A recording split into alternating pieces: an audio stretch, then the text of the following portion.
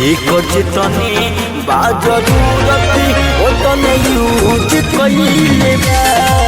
जेकर जितने बा जरूरत ओतने यूज कइले बा।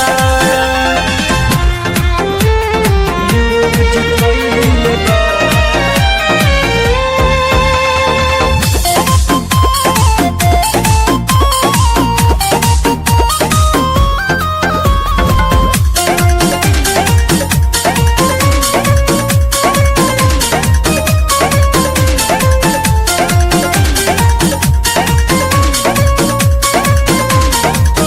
जब अपने आपन ना भइल दूसरा से काम उम्मीद करी। रहे भरोसा ना छोड़बू दोस्त से अपना जिद करी।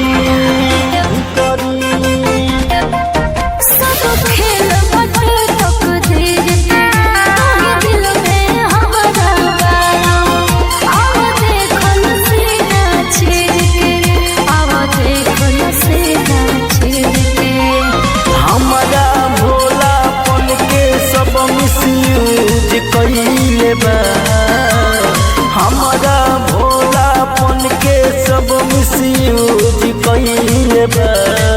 जेकर जितने बा जरूरत ओतने यूज कइले बा।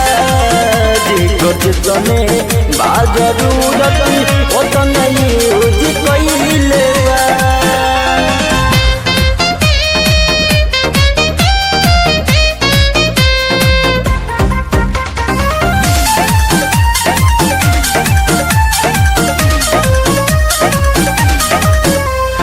मतलब के ई दुनिया में प्यार के नहीं कदर बाटे। सब लूट पाट के सर पे अपना ओढ़ले ऊंचा डर बाटे।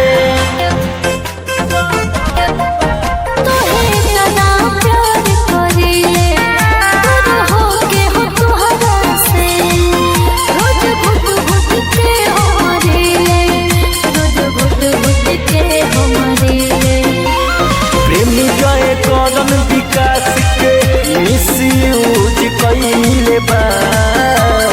प्रेमी गए कदम रमेश के मिसयूज कइले बा। जेकर जितने बा जरूरत ओतने यूज कइले बा।